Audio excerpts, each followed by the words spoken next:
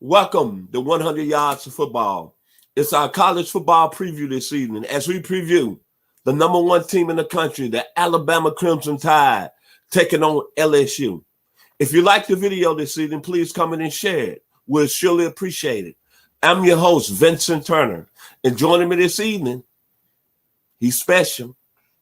He's the most talented high school coach in the Atlanta metro area. My man, Kevin the Bull Jones, and as you see, he loves the University of Alabama. So if you like the video today, please comment and share it. For further ado, I don't have to say no more because he's ready to go. And I'm finna cut him loose and let him loose like he's out of a cage like a pet bull. Let's talk about Alabama and LSU on Saturday night, Mr. Kevin the Bull Jones. Vincent, oh my goodness. The gala spectacle is coming. Listen, we really didn't want to play this game, and I say we, I'm going to use it affectionately at this time, but Coach Ed Orgeron called us out, said he wanted the game because, number one, it was on his grounds and his home game, but he wanted to play the game. Okay, keep in mind, sports fans, you know, he made some comments after the game last year in the locker room, and you know, we let that go. Everybody has got a chance to see the comments he made after he mentioned a roll tide and the comments he made after those words roll tide roll. We remember that. But one thing he has forgotten in Tuscaloosa, for us, it's never revenge. Let's take that word out. We don't move around in a revenge environment. Great thing Coach Saban always says is play with emotion, but don't be emotional. Now, what does that mean? That means stick to your time on task, alignment and assignment. Okay, so they asked for us, and here we come.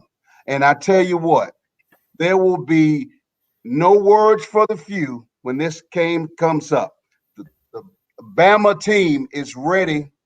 We gave up one touchdown last week to Auburn in the fourth quarter when we had the backups in the game.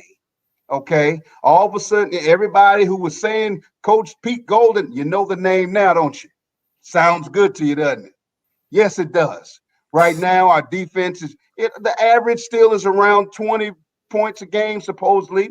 But in the nation, as far as scoring allowed, and if you go by teams that played at least 6 games this year, okay, because the NC2A stats are just kind of juggled. But if you go by who's played at least 6 games, we're in the top 3. Okay, that's defensively. So guess what's going to happen? It's going to go down to one of those games where all our fits are going to be tight and right, and it's all about conquering. See, those are the power words that Coach Saban uses. Conquer. Okay, conquer your opponent. Take his will away.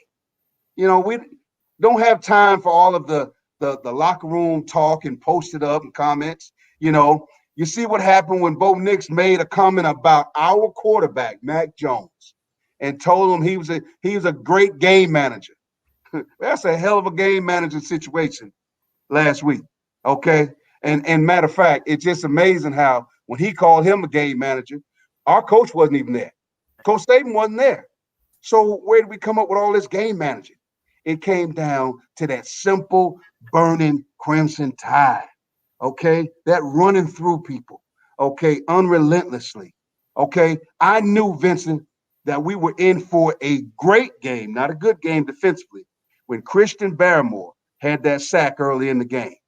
Okay, so now with his 3 sacks, and then you know my favorite player, no offense, Christian, but you know I got to say it again, yours truly, Will the Terminator Anderson from Dutchtown High School down here in south side of Atlanta, Georgia. He came up, all those speed rushes. He finally got to the quarterback, folks. When those 2 things happened, I said, uh-oh. I said, Auburn is in a little bit of trouble today. And I watched Tank Bigsby start tiptoeing. And I don't know if you all caught that, sports fans, when the camera caught it perfectly. He got hit one time. One time he got hit in open field by either Malik Moore or Malachi Moore or Battle or one of our secondary guys, and he ran through him. Perfect form tackle, drove him out of bounds. After that play, sports fans, did y'all see what happened? Tank did like this, and he was done for the rest of the game. That means he was doing what we call tap out. He tapped out. He didn't want anymore. And he's supposed to be this stud. He tapped out. He didn't want anymore. So guess what's going to happen this coming up this weekend? It's not emotional, but we do play with emotion. You better get ready. You ask for it, Ed Orgeron, and I promise you, you're going to get it. You're going to get all of it. And we don't care who your quarterback is. It can be TJ Finley. Okay, that's fine. You can put Finley in. You can put Max Johnson in. It doesn't matter. It doesn't matter who you put in the game. The results are going to still be the same. And you just lost Terrence Marshall, one of the top receivers in the country. In his career, he's had 23 touchdowns, 106 receptions, over 1,500 yards receiving, and he decides to opt out when it's time to play Bama? Are you listen, let me try this again. He decided to tap out against Bama. Do y'all hear that?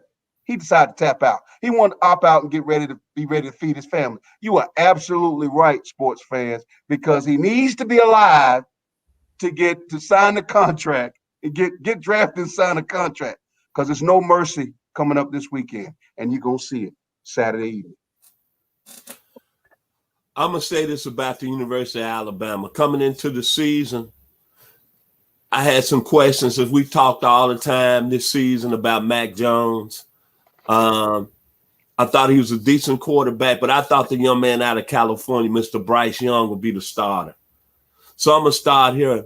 Mac Jones, it's almost like last year with Joe Burrow. I think he's playing into NFL money. I'm going to be honest. The young man out of Jacksonville, Florida, right now, is the best player in the country, and he's my Heisman Trophy winner.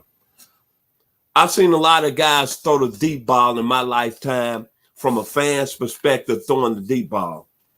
I could go back, John Elway at Stanford could throw it deep.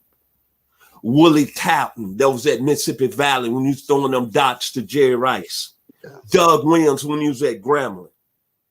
When I was 10 years old, I saw Joe Street Gilliam. Remember him drafted by the Pittsburgh Steelers. The ball came off his hand like a missile. Right. Mac Wilson when he was at BYU playing with the Oakland Raiders. Dale LaMonica when he was at Notre Dame, another Oakland Raider. Of course, another former Alabama great. When he guaranteed a win in Super Bowl III, and Joe Namath can throw a pretty deep ball. Right.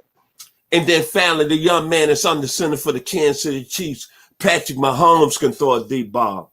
Right. But this young man from Jacksonville, Florida, Mac Jones, has what I call that NFL deep ball. And he's been very special. And he's the Joe Burrow of 2020. Through all this, he has played phenomenal football. And as I've always said this week, and I'm going to keep saying it each time we preview Alabama, I look at Alabama's wide receiver position over the years. Julio Jones. I saw Henry Ruggs this past weekend with the Raiders. Jerry Jeudy with the Denver Broncos. Jaden Wattler this year. Right. But I'm going to tell you, the young man Devontae Smith, I'm not going to say he's the fastest. Right. I'm not going to say he has the best hands. Right. But to me, right now, and it's been a lot of great college receivers that came in the college game. Randy Moss, of course, Jerry Rice, with probably a lot more athletic ability.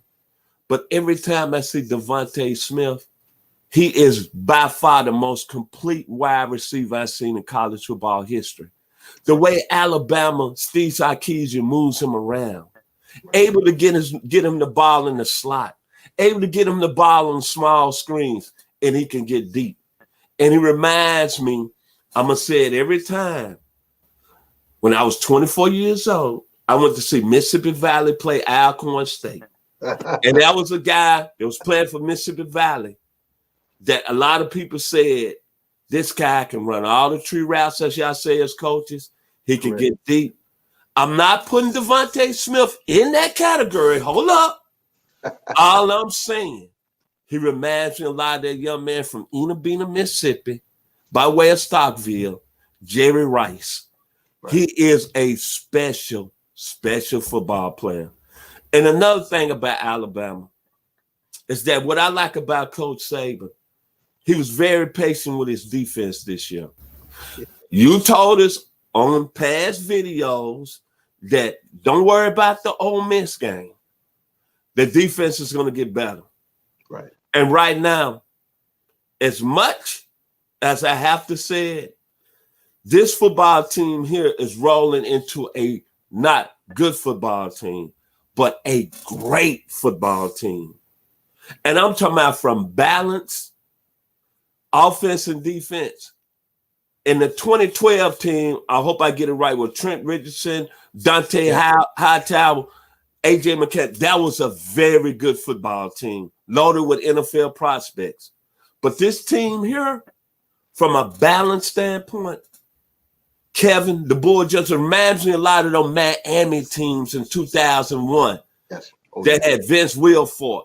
They had Clinton Portis, Ed Reed. It reminds me a lot of those teams right there. Right. It's very hard for me to think anybody's going to beat this team this year on a college level. And to LSU, I'm going to say this to Ed Orgeron. Right now, things are reeling off the rails in Baton Rouge. Right. Orgeron is throwing coaches under the bus. Yes. Yeah. But what I don't understand, Coach Saban never throws his coaches under the bus. But what I don't understand about LSU, granted, you lost a lot of players, 14 players drafted in the NFL, okay, but you recruited enough talent where you should be able to reload. And I just, in my mind, just can't understand with a veteran defensive coordinator that's well respected in Bo Pelini, that your defense is struggling this bad this year. But it goes back to the head coach. But this evening, I got to say, man, hats off to Mac Jones. He might be one of the best college quarterbacks that came through here in a single season. And to tell you what, he throws a deep ball, and Alabama's very aggressive. We could talk about Najee Harris, but, man, when you play Alabama this year, your secondary, that back seven better be able to cover. And the defense is starting to eat like them dogs. So all I got to say this evening, I'm going to bow down to Roll Tide. Roll Tide this evening. Your final words, Kevin the Bull Jones. What I want to say is this. Last year, I was at the game. I was at the game, sports fans. And I told you, had Tua not fumbled that ball, because he fumbled it, we were driving. First drive of the game. We were inside the 20. President waved at everybody. White came in. Next thing you know, the next play, Tua fumbles the ball. Our season was never the same after that. Now, flip it however you want. The most profound thing I remember, two things. One is how well we responded to adversity and tried to make it a great game. But hats off to LSU. They did everything right. And I have to say, the better team had a better season, and they won the national championship. I won't take that away from LSU. But what I will say, I never forget how Bama had a whole bunch of recruits down past that 30-yard line, going back towards that tunnel where they come out, the players come out. And I never forgot how the LSU coaches, along with Coach Orgeron, were taunting those recruits about picking to go to Alabama and telling them they were on the wrong sidelines. Now, I'm paraphrasing because I don't want to say what was really said, but I never forgot that. So what I'm really trying to say, it's amazing how you have a great season, you have a great recruiting class, and you have a lot of people go to the NFL off of one team. That's happened for us every year. Let me just put it like that. We are the standard for that. That's a wonderful word that Coach Saban loves to use. Be the standard. We have always been the standard, and we never made excuses when we have a lot of people go to the league. Because right now we got a young defense, and Coach Saban never budged. He never flinched, okay? Because we had a young defense. We had young players out there, freshmen and true freshmen out there without a spring game. They got there in August, and they're starting. He never flinched. Pete Golden never flinched. Coach Scott never flinched. Okay, those guys in the secondary, those coaches, those players, nobody ever flinched. Mac Jones never flinched. Jalen Waddle went down with an injury. Supposedly he's gone for the rest of the season. But however, when we go to the national championship game, he might play. So nobody ever flinched. Are y'all with me? When Trey Sanders went down, nobody flinched. So down in Tuscaloosa, roll, Tide, roll, we don't flinch. So stop giving me excuses about a young team. You the reigning national champions, walk around and act like the big dog in the block. And when somebody takes that rolled up toilet, that paper, and they beat you with it, then take it, because that's what you got. So I'm going to leave you with this. It's going down. Roll Tide, roll. Bama beat Texas A&M 52-24. So if Texas A&M, and we just playing numbers, could only score 20 on LSU, and LSU scored in the fourth quarter against Texas A&M, it is what it is. I'm not going to tell you what the score is, but I can tell you right now, somebody going to need some Band-Aids and some napkins, some napkins, handkerchiefs, and things of that nature, because it's going to get pretty bad. And it is our standard. Thank you, Coach Saban, for coming back. Thank you for going. Hey, everybody's getting touched by this stuff. And we prayers out to any and everybody that COVID. We don't want anybody hurt. Let's just say that right now. Okay, because when it's all said and done, we on this earth together. We don't want anybody hurt, coaches, players, or any team. But I will say this, it's going to be a great game this Saturday. That being said, let me say this. There's one thing about football and great teams. This is a great team down there in Tuscaloosa, Alabama, with a great quarterback, great running back, great offensive lineman, great wide receiver, great D tackle, great D linebacker, and a first-round pick at the cornerback position. So if you like the video, please come in and share it. And my salute to the University of Alabama is I'm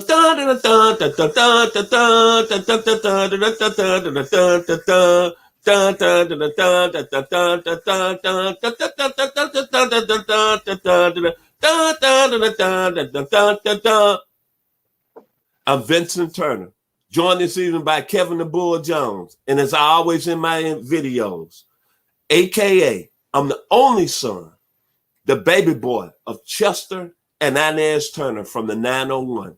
Y'all be blessed this evening and enjoy the game this Saturday, Alabama versus LSU. And God bless.